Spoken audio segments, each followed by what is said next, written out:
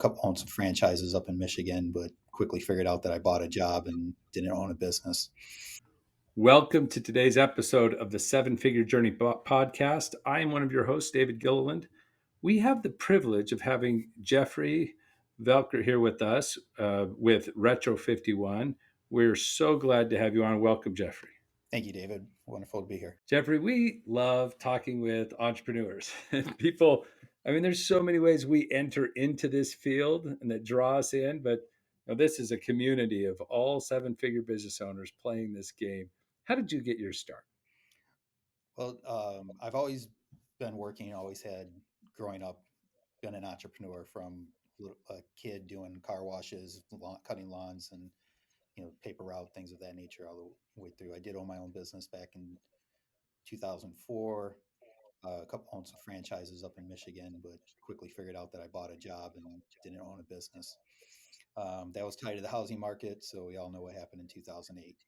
So fast forward a few years, and I was working for a very large corporation on the East Coast, and somebody literally stole a pen off my desk, or so I thought. And uh, so I Googled all metal rollerball, which is what I prefer. Found a Retro 51, bought it. That was in March of 2020. And then June of 2020, I was speaking with the owner and founder of the business to look at buying the business because I found a letter saying he was going to close it at the end of 2020. You just didn't want to give up on that perfect pen. No, I think one of our taglines is "Life's too short to carry an ugly pen," and I really believe in that. And we offer beautiful pens for people to express their personalities with. Oh, I love that. Well, Jeffrey, it hasn't been an easy journey. I mean, you've taken it and you've grown it a chunk, probably a good 60-70% in a few years. And you've learned a few things on this journey. What are some of the nuggets? What are some of the insights you'd have to share with our community? Uh, I think the biggest thing that I've changed since we've got in here is the culture um, of the business and people trusting in management or the owners having their best interest at heart.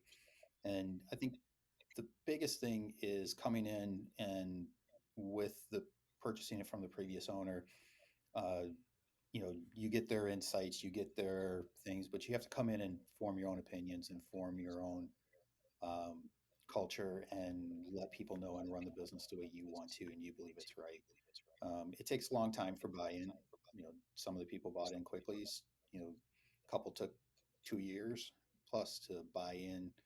Depending on what they went through with previous management. What did you do? What did you do to transition that team? Because a lot of us have bought our businesses and then are running it, and others of us are worried as we're selling the business and what will they do with the team? Like, what were some of the things that helped you transition, win over that team, and set your own culture? Uh, I think the biggest thing is just being open and honest where you came from, what you want. Um, the environment that I was in prior was a very hostile work environment. And there was days that I would literally pull up in front of the building and just sit there and think I don't have this in me to do it today. And I don't didn't want to feel like that anymore. And I don't want anybody to work for me that feels like that. And it's not a negative thing. It's just if it's not a good fit, it's not a good fit. And with people, I want them to be open and honest. We're very transparent. We send out a daily email on what we did every day on sales and what our goals are, and letting them know what my ambition is for the business and continuing the brand and what our vision is in the next 5 years, 10 years. That's neat. That's neat. How did you establish your vision? And I mean, you bought this place. What are your hopes? Where do you want to take this brand? Uh, it's changed a little bit. You come in with an idea of, oh, well, I think it can do X and I think it could do this. And you start getting into it and looking at it and going, okay, well, maybe I don't want to do it this way. I think realistically, we still have some room to grow. Um, Probably another 40% on the wholesale side of things. I think we can grow another 10 to 15 to 20% on the retail side. But then, there's also you look at opportunities that aren't being tapped into, like international, um, growing that side of the business or promotional side of the business, and just seeing what has the most potential for growth and stability. Oh, cool. And is that something you do, you and your partners, or is the rest of the team involved when you're thinking about what's the next level of our vision, where we go next? Well, it starts with you and my partners in the business, and trying to figure that out, and then some independent research, and then bringing in the leadership team, um, and working with them to try to figure out, okay, well, what's this market look like? And we've gone down the road of a couple different consultants, and some have been good experiences, some have been bad experiences, and I think one of the things that happens is you you start looking at some of the things that they're suggesting, and I don't think there's anything groundbreaking about it. It's what you need to do, and you just need to do it. It's just sometimes the consultants help you get there, and sometimes they hinder you. Yeah. Yeah. Identifying the right consultant isn't always the easiest thing. No, it's not. Um, well, I I appreciate you sharing that. Any other insights that you think these are real keys? I mean, if you're trying to move from that, you're in that 2 million space and you're trying to go up to four where you're at now. Any other lessons you learned? Uh, I think the biggest thing is, just because you're having success doesn't mean that you're doing absolutely everything right. You kind of get a start getting a little bit of oh shit, I got this. I'm sorry. Oh, I got this type attitude, and then you get squarely kicked, and you're like, oh well, maybe I'm not as smart as I think I am, and you know then you go through, any human goes through the peaks and valleys of feeling good and self doubt, and you just maintaining and having a good backing system with your team, and I'm lucky I have a very supportive spouse, and very, she's amazing, and I know she has my back, so that's huge. Yeah, yeah, to have that kind of support system at home is fantastic. Uh, but you hit on a point. I mean, I think one of the keys for entrepreneurs to really do well if they're building with their team is how they check that ego.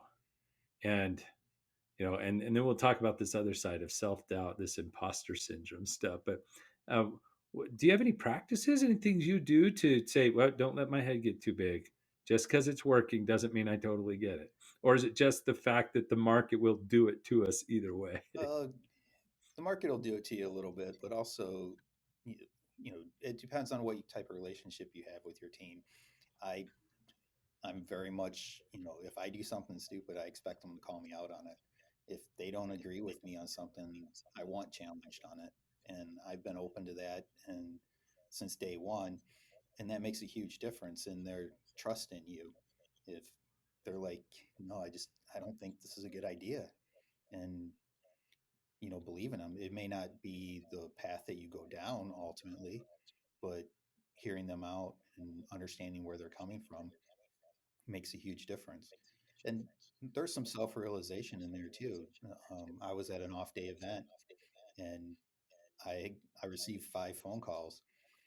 After I looked at each one of them, I really only needed to receive one of those phone calls that was important.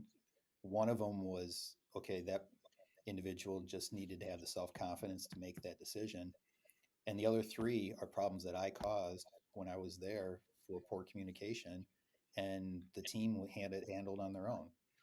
So just that self realization that, you know, sometimes they're better off without me here. And just they know what they need to do.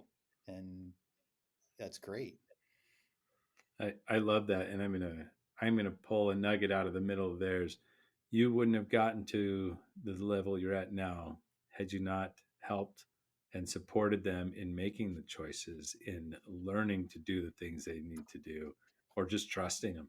Because some of these people have been around longer than you in the business by many, many years, Yeah. um, and so that intentionally staying open, listening, and building that confidence in your team.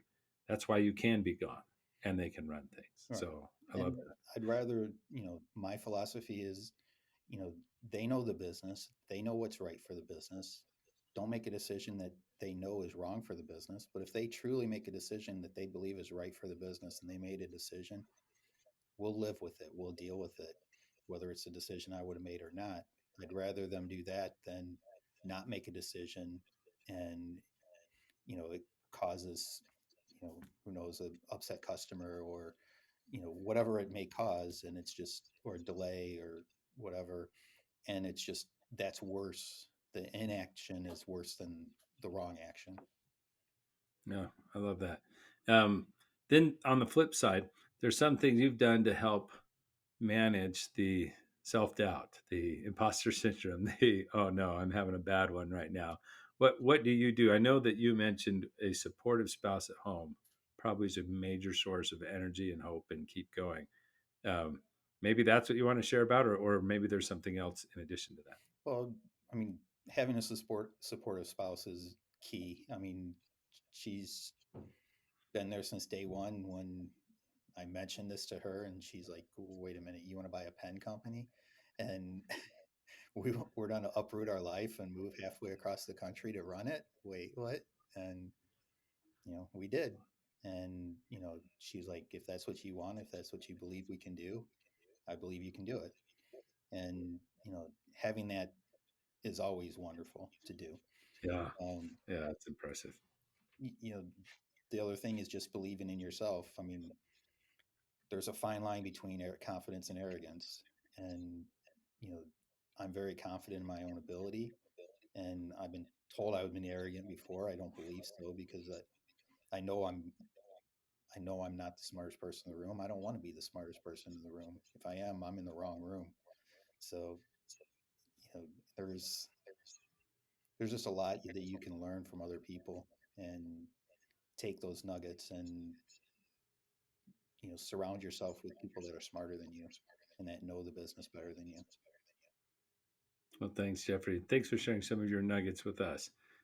Now that you're at this stage, you got a pretty good sized team. You got quite a bit of work going on. Um, what are some things that you're struggling with right now, or things you'd like to talk through? Perhaps can help you overcome the next hurdle in your business growth.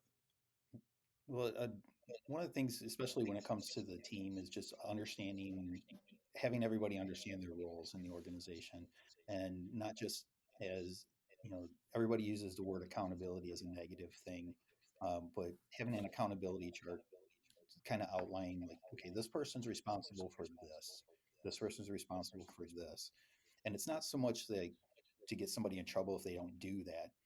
But that way, if there's a question about that function, the team knows where to go to get that answer and not have to go, oh, do you know anything about this? Or do you know anything about this? And go to five different people, especially as you're trying to grow with a limited team. We started out with about 8 people. We're at 13 now. And, we're trying to grow this, but we don't have enough cash flow just to start throwing people at it. And, Yeah, that yeah, would be the easiest way to do it. But then what you ultimately end up doing is putting the cart before the horse, and then cash flow, takes a dip, and all of a sudden you're stressing out over payroll.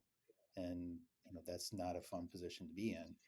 So you want to make sure that you're challenging your people to have not overload them, but if they understand where you're going and what the end game is, they are willing to work with you and work just as hard as you to get there if they see a reward at the end of it.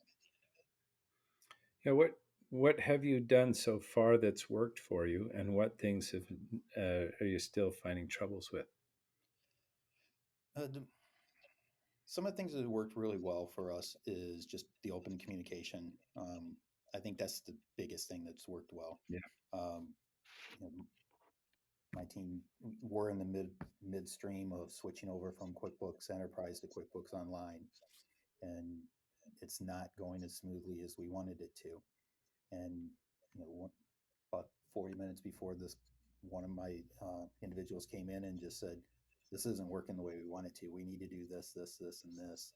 Do you think I can talk to the accountants that changing us over and do this?" And, she's taken that on. She's like, I can go in and make all these adjustments if they can't do it fast enough for us. It's not part of her job duty. It's not part of her role, but she knows what needs to happen for the business. And it's, those type of things that really make me proud. Yeah. And I'm like, yeah, if you want to do that, that's great. Here's his contact information. And, I upgraded her accesses to it so that she can do some of the changes. Well, I love that. The that you've been able to pull off as much revenue and growth that you have done with such a small skeleton team is admirable. But it also says that you're kind of in a tight spot because you can't build the team because the margins aren't where you need them to be or where you want them to be. They're probably where you need them, but maybe not where you want them yet. Right. And so, and I believe a lot of that is because of your attitude of openly communicating. There's a level that we've seen, especially from the stage of growing from 10 people to 30 people, that there's some key work to do with your team. It's kind of like when you're riding a bike and you max out on the gear that you're in. As soon as you learn to change that gear, the same energy can do 3 times as much, right? Like you could just do so much more. And that's what I want to look at here. One of the key things that we've watched at least is, and you have alluded to part of this, it's getting the vision out of your head and into the minds and hearts of your team fully. And that sounds simple and they sound like words we're used to hearing, but I want to get a little tighter around the definition. So, and why? So, this employee of yours who's like, I see what needs to be done. I want to jump in. I want to go and do that. She was using her discretionary effort to go and make a difference for your business. She actually didn't need to do that to save her job. No. Yeah, she did above and beyond. That above and beyond really comes when people find meaning in their work, a sense of purpose, meaning, and then real belonging in the team, and a sense of contribution to a big goal that we're after. Some people just have it in them. They've got their own purpose running. They see who they are and they belong and bring people in and they feel sense of contribution all over the place. They just do it on their own. But a majority of employees, they look to a leader to help provide some of this. And so the transition at 10 people to go to 30 and to work and to nail this, first step is how do I get this vision fully out of my head and into the minds and hearts of my team? So how do we first articulate that vision? And the what we espouse or help people see is Jeffrey again doesn't have to be the smartest person in the room for this. You can pull together your team. And there may be that only 3 or 4 of you are the ones that you would say are really core. Could be that it's all 13, but I bet there's three, maybe 4 of you that are like, these are my people. They're like they value what I value. I trust where they're going. Like I if I could replicate these all over, we would take off. Those are the ones I want in the room on this. And you want that group to sit there and chew on and think about and mull over what drives me? What do I care most about? What would I do even if I wasn't paid to do it? What's the impact I love to have? You've got that little tagline around your pens, and maybe there's something to that. Maybe it has something to do with helping people express individuality. Maybe it has something to do with beauty. Why settle for less? Or perhaps those are some of your values, but there may be a purpose in there. And so to take and ask why do we do this? Really, why do we do this? We could do any business. Why this one? Why this one? Right? And and to tease that out, it could have to do with your product itself, the customers you serve. It may have to do with your team. It may have to do with the community you're in that you're impacting. I have no idea, but your team knows, or it can be pulled out of them. Figure out what their dreams are, figure out what their hopes are, figure out some of their purposes in life.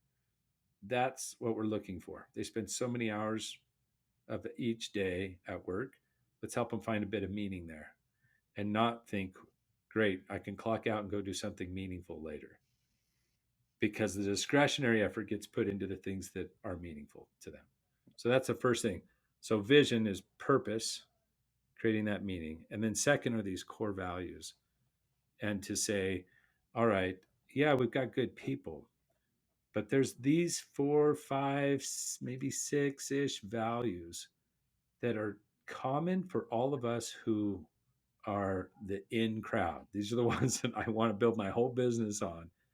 There's some of them in there. What are some of the values that come to mind to you that you're like, oh yeah, I had to fire so and so because they just didn't fit.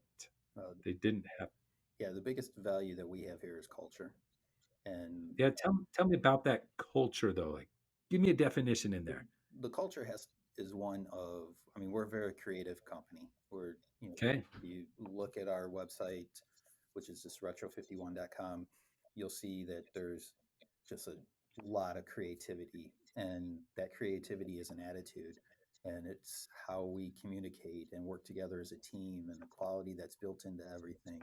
Oh, And I love that. everything is built around that. And you get people, we've had a few people that we've terminated for not fitting in the culture.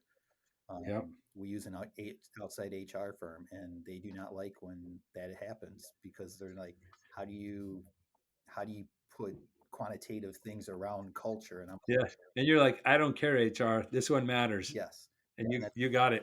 What I loved is your definition on creativity wasn't Webster's dictionary definition. Yours says creativity, and you went right to it's an attitude yep, that we have, right? It's the way we interact. I'm like, whoa, creativity means something more to Retro 51 than it does to others. And so getting really clear, that's going to be one of them. You know, you have another one. You just keep saying it every time we talk, which is like, um, it's open and honest. yeah, There's this other that's a core value. If you had someone who you felt was like guarding their turf, holding things back, not sharing, being protective around, you would you wouldn't like working with them. no, and You plain wouldn't trust their judgment. no, and the other employees will also notice that. And Yeah. And so there's two, right? Likely you've got a few others, right? Likely you have a few others. And it's like, well, why am I bringing these things up? Okay, so get this meaning, get these core values, the belonging. These people will work together faster. They'll hand things off seamlessly in so many ways just because their values are aligned. And it will help you build processes then that support those values instead of tear them apart. They'll be in the mix of it. The reason we want this is then the last piece is this mission, a big goal that everyone says, wow, that's right in line with our purpose. If you were to take a stab at your purpose, Jeffrey, what would be the purpose for your business? Why do you do this? uh, we have a couple of things that we say here, um, that kind of go along with the purpose that we have. So, one of the things that we're passionate about is fulfilling the human need for expression by creating Yeah, products that drive joy and just allow people. Um, we want people to be the hero of their own story, and we want people to. We have I forget how we said it. Oh, everybody deserves to pen their own story. So it kind of I plays into like that. those Yeah, yeah, lines. Um, and we were doing a team building session, and one of my designer was we were talking about the culture here and how, what they thought of me, kind of in like a 360 review, and how I conveyed to them. And he said he just was like, share the ink. And I'm just like, what? And he's like, yeah.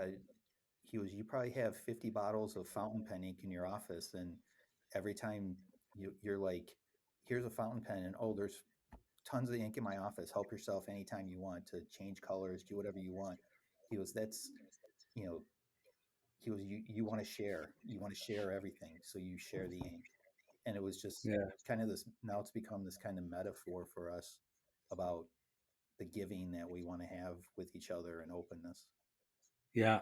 I bet that giving, That, and in fact, I would title it just what you did, what your team member said. Share the ink. That's a third value for you. Share the ink is a third value, and a purpose, potentially, as you're saying it, and you'd work with your team to really hone in on there, is helping people be the authors of their own story. Um, that's powerful. That's just a very powerful thing. Your product does it. The way you treat your team and lead them, that does it. The way they would want to interact with vendors and people around them would be in that, right? How do you ink your own story, or how to pen your own story? So you've got a purpose. Let's say if it's pen your own story or be the hero of your own story. These values are going to dictate how we go about, but then the what, um, it would kind of be neat if we looked at it and said, we want to be a part of, 1 million people penning their own story. And that could have to do with that many people bought our pens. But that's what it's about to us. Hmm. We celebrate that 100,000 just went out. It was this huge deal. 100,000 people are going to be penning their own story, and we were part of it, right? And because it's with expression, it's not just with a pen. There's something more to it. That's powerful, and your team can celebrate around that. You can see that that's going to line up with some what I call mission goals. So the mission is a tactical, practical, countable thing that's directly aligned with our purpose. That everyone says every time we win, we're fulfilling meaning. We're getting that, and we're going to celebrate it as a team. That's cool. Then you get in these mission goals are perfectly aligned. That's the revenue. Here's the profit margin needs to be out. Here's if we're going to keep penning our own story, we've got to be at these metrics to show that we're sustainable. That vision at 10 people moving to 30, we've got to get to where this vision's out of our minds and into the minds and hearts of the team fully. So co-creating it's a big key. And then secondarily is then to say, let's make a plan for executing. And finally, champion that to the completion, at least to the completion of the mission right now, where daily we're talking about it. Daily we're saying, hey, we're helping people pen their own story. That's what we're about today. So glad. Hey, thank you so much for solving that customer's problem. They were able to pen their own story today because you helped them move forward, or whatever it is, right? Yeah. They're a loyal customer now. They'll be writing their own story for years to come. And we celebrate that. And that's what your team hears, not, "Ah, I'm so glad you did that. We just made another 15 bucks, or whatever the profit margin is on your pens, right? So, this idea, again, we want to create meaning and belonging and contribution. So get this really clear. Yes, written down. Yes, talked about everywhere. Yes, measured, celebrated, a big goal set by the end of 2026. We're going to help 1 million people pen their own stories, or whatever your number is. You can do your own math, and what people feel is a stretch, but doable. That's where we want it to be. Then we can get down to their roles. So first is get their hearts thinking, acting like a business owner, get their discretionary effort in. Second piece, and there'll be projects and work, strategic work to do around this. That's like building the business work, not running the business work, that the team can be involved in. Okay, so there's work to do to fulfill that mission. We're going to have to be different than we are today. But then the running the business today, take those mission goals, this much revenue. So this role owns X amount of revenue generation, or this role represents X amount of delivery of that revenue at this quality standard. And they have these people that report to them. So this person has a portion of their, we call them big threes. For every role, though there's 1,000 duties, we need clarity to know for that role, these are the three things to deliver on. Maybe it's just one, maybe it's two, but up to three, that's a measurable piece that works like math that adds up to the annual goal this year's or this quarter's, that if you did the math and the projections the way you're planning would lead to the mission being fulfilled. Okay, and so you just do the math. If we have to have 300,000 units go out at this quality level this year to win, then here's the math. The math is this much sold. The math is this much delivered. The math is this much collected on time so that we have the cash flow to pay for this other, right? Like each role, it should add up to take care of those things. So if you want to, we could take a second to dive into one role and say, let's get clear about Whose swim lane is this one? So again, everybody knows if that's the thing the business needs to succeed at and they're not hitting their spot, my role can influence theirs to make it easier.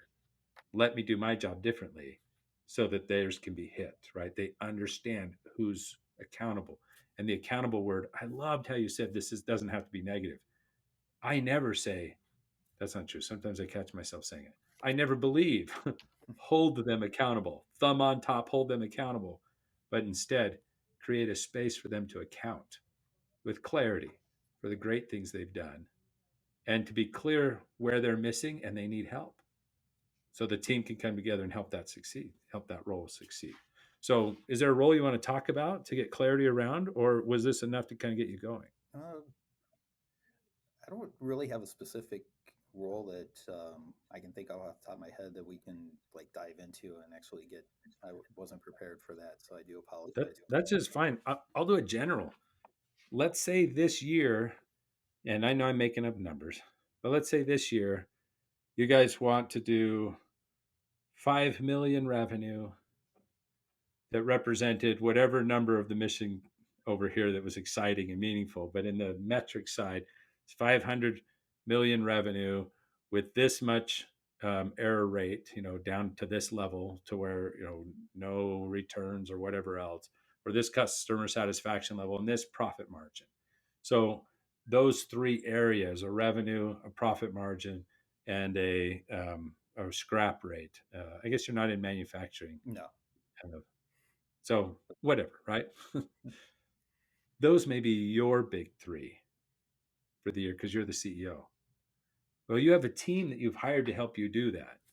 So name one role that reports to you. sales manager, Sales manager. We'll go with the easy one. So the sales manager owns what portion of those big three? The revenue. revenue mark, right? They're owning the revenue. Terrific. So does that sales manager own all the revenue, or are you also part of the salesperson? Right now, unfortunately, I'm still part of the salesperson, but Well, you're that size, so that makes sense. Okay, so let's say the revenue manager owns 100% of that 4 million. He owns all of the revenue, but you have a second role, and your second role is you're also a salesperson. You're still cranking some out. You hold the bag too. So he's got 3 million of it, and you've got a million of it that's still being held. That's fine. Within those roles, that's where that sits. That sales manager has to ensure that 4 million are delivered, and he has to help you do a million, and he's got to do three, or whatever the number split is that you guys have. And that revenue isn't probably just at a revenue thing. There's probably also the right kind of customer. So revenue for our target customers, because if he's selling to the wrong places, they're more upset, so it puts our returns up higher, or he's selling them at margin levels that eat into the ability of operations to deliver on. Those are problems too. And so he may have a revenue mark, total revenue mark, and he may have some other quality metric of that sale, right? It could be net new business. You want him to go after or her to go after and hunt. 25% has to be net new customers that they're coming from, 75% from repeat. Or, so you could have another layer because if you're trying to grow, you need new customers. And there may be a metric in there where you're like, and I'm trying to help them learn to hunt more. So I'm going to do a sub metric of one of these that says X amount of visits to new prospects every week. So you could have three metrics that person can be held accountable for. This is what they do. Terrific. If they have a team, one of those metrics won't be that X amount of visits. It's going to be building the team to do these things, right? There's certain role that as a leader they may need to fulfill. So that can give you clarity. That's their lane. That's what they swim in. That they need to deliver to keep their job, but that doesn't mean it's the only thing they do. We point back to the mission. We say only the team can pull this off. Only the team can help a million people pen their own stories by 2026. If that's what we're after, sales, your way of handing stuff off to up to fulfillment makes a huge difference. All right, when it comes to quality and the people loving it and coming back again. So now sales looks and says, I'm hitting my number. How do I help them hit theirs? Oh, I could hand this off easier. I could get more clear of what they need. I could fill out this statement of work or whatever else is needed to do this and do it well, the purchase order, so that it runs smoothly through a process or coordinate on it. So that the team realizes when, if the mission's hit by everybody, I play in my space and I win there. And then I use my energy to help others win too. What are your thoughts there? No, that makes sense. And I mean, basically, you're using that to build the KPIs and the measurables that are actionable, because the sales come, bless you, the sales comes with repeated actions that drive sales. Um, and then with that, you also, how it flows down through the process as well, how sales interacts with the order entry side of things, interacts with accounting, with interacts with fulfillment, and in our case, creativity in there, Yeah, and graphics. exactly. And so you have that chance. And what I find is if everyone in their role can know, if I fulfill on this, I win. And it could be that sales is delivered just this revenue. And one of your other metrics is make it as easy as possible. Deliver this revenue with zero errors on handoff to fulfillment, right? Like error free handoff could be one of their metrics. And can they be responsible for that? Absolutely. They could be 100% responsible for zero errors on the fulfillment and and really owning that process. That could be one of their metrics. Or everyone can just have their own swim lanes, and your leadership group is to help them work together as a team, and your values, where you say over and over again, I need you to get creative. That's our attitude. That's the way we go about figuring this out. That's how we work together and communicate. Sales, I want you to be creative on how we can do this better, faster, smoother, so that your customers are more delighted and want to buy more. And then they work together on those kinds of things. Same thing in fulfillment, right? It's about on time, and it's about that excellence of presentation. When they first open the box, do they already feel the creativity flowing? Do they feel like they're writing their own story because speaks to me? Well, fulfillment has some of that work along with creativity on how that's delivered, on how quickly, on how seamlessly, that none of the process makes it bumpy for that buyer. And some opportunities to look at, and you can have metrics around those. Yes, X amount of quantity, this kind of quality, and this sort of experience, or reviews, number of reviews that customers put up there because of the wow factor that came when they opened that package. Anyway, some thoughts. That's if it was direct to consumer. I know that it's different on the wholesale. You'd have different metrics, Right. but a few thoughts through there. Well, I mean, our time is running down. Any last questions, or Jeffrey? Otherwise, we'll wrap up. Uh, no, I think that's very helpful. I mean, building the team, I think, is the biggest factor in running a successful business. And at this point, it's helping them to think and act like you. Get that vision out every day. Remind them of it. Cheer them on. Like your spouse is such a big support. That's who we get to be for that team, with clarity of what we're trying to do. Well, thank you again. That wraps up today's episode of the Seven Figure Journey podcast. Actually, almost. I want one last piece. Jeffrey, can you tell us how we get in touch with, or how we sample one of these great pens or other offerings that you have? Well, the easiest way is just to go directly to our website, which is www.retro, the number five, number one.com. So retro51.com. And you can see our website or all our different product designs there. We have rescue series where we make a donation to different animal charities, uh, as well as some historical items, license agreements with the Met, USPS, Pan Am, a few other ones, and just all around creative ideas. And then with that, we can also work with you on your business and really give somebody a product that you're going to hand out to somebody that they're going to keep, and they're going to want to cherish, not just a little throwaway pen that somebody hands you and at the bank and you throw it in your glove box and forget about it. Our products are ones that people hang on to and they're upset when they lose them. Well, thank you again, and that now officially wraps up this episode of the Seven Figure Journey podcast, where we explore the ins and outs of the seven figure journey. Jeffrey, thank you for being a guest on our show today. We loved having you on the show. And for all of you listening in, I hope you'll share, like, do all the things that make this episode more available to all other seven figure business owners out there. Keep striving, keep learning, keep caring, and keep pushing towards your goals. Until next time.